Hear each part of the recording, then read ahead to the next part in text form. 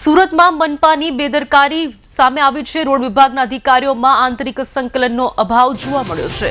Recarpet કરાયેલા રોડને નીચો કરવાની નોબત આવી છે। પ્રજાના ટેક્સના રૂપિયાનો ધુમાડો જોવા મળ્યો છે।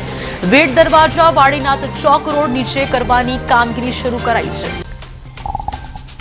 સુરત મહાનગરપાલિકાના અધિકારીઓના આંતરિક સંકલનના અભાવનો उत्तम नमूनो सामे आवी रह्यो छे। मारी पाछळना आप दृश्यो जोई रह्या छो। वेड दरवाजाथी वाळीनाथ चौक सुधीनो जे रोड छे ए रोडने नीचो करवामां आवी रह्यो छे। अगाऊ लाखों करोड़ रूपियानुं आदण करी अने आ रोडने ऊंचो करवामां आव्यो तो, परंतु मोड़े मोड़े अधिकारीओने तत्वज्ञान आव्युं अने आ रोडने नीचो करवामां आवी रह्यो छे। कारण मात्र दर्शाववामां ए आवी रह्युं छे के आजूबाजूनी दुकानोमां ચોમાસા દરમિયાન વરસાદનું પાણી પ્રવેશે છે ત્યારે આ રોડને આખરે નીચો કરવામાં આવી રહ્યો છે। કુશળ એન્જિનિયરોની મનપામાં ફોજ છે।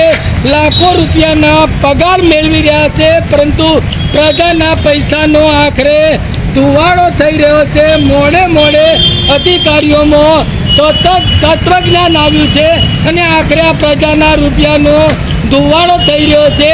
આખરે આ રોડને નીચો કરવાની નોબત આવી રહી છે ત્યારે પ્રજાના ટેક્સના રૂપિયાનો વેડફાટ થઈ રહ્યો છે તેનો ઉત્તમ નમૂનો સામે આવી રહ્યો છે। હાલ તો આપ જોઈ રહ્યા છો દ્રશ્યોમાં ઇજારદાર દ્વારા જે કામગીરી હાથ ધરવામાં આવી છે, ઇજારદાર દ્વારના માણસોનો સંપર્ક કરવામાં આવ્યો ત્યારે ખાસ કરીને કોન્ટ્રાક્ટરે એ જણાવ્યું કે આજુબાજુની દુકાનોમાં ચોમાસા દરમિયાન વરસાદના પાણી પ્રવેશે છે ત્યારે આ રોડની ઊંચાઈ છે એ ઘટાડવામાં આવી છે અને હાલમાં રોડને નીચો કરવામાં આવી રહ્યો છે। ત્યારે સવાલો જરૂર ઉઠી રહ્યા છે કે શું મનપામાં ટેકનિકલ અને ખાસ કરીને એન્જિનિયર અધિકારીઓની મોટી ફોજ છે, પરંતુ શા માટે પ્રજાના રૂપિયાનો વેડફાટ થઈ રહ્યો છે? અધિકારીઓને પહેલે તત્વજ્ઞાન કેમ ન આવ્યું અને આખરે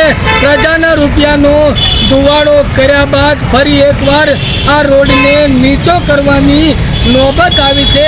ક્યાંક ને ક્યાંક ભારત ટાઈમ ન્યૂઝ સ્થળ ઉપર પહોંચ્યું હતું, અધિકારી પણ રફુ ચક્કર થઈ ગયા છે અને કોન્ટ્રાક્ટરે માત્ર ને માત્ર પોતાનો બચાવ કર્યો છે। ત્યારે સવાલો જરૂર ઉઠી રહ્યા છે કે મનપા દ્વારા વિવિધ પ્રકલ્પો પાછળ જે લાખો કરોડો રૂપિયાનું આદણ કરવામાં આવી રહ્યું છે, પહેલેથી જ ખાસ કરીને જે વસ્તુનું ધ્યાન રાખવું જોઈએ તેનો અભાવ જોવા મળી રહ્યો છે અને ખાસ કરીને અધિકારીઓમાં આંતરિક સંકલન જોવા મળી રહ્યું છે। હાલ તો પ્રજાએ પોતાની ખાસ કરીને તે ટેક્સ રૂપિયા ચૂકવી રહી છે તેનો વેડફાટ થઈ રહ્યો છે।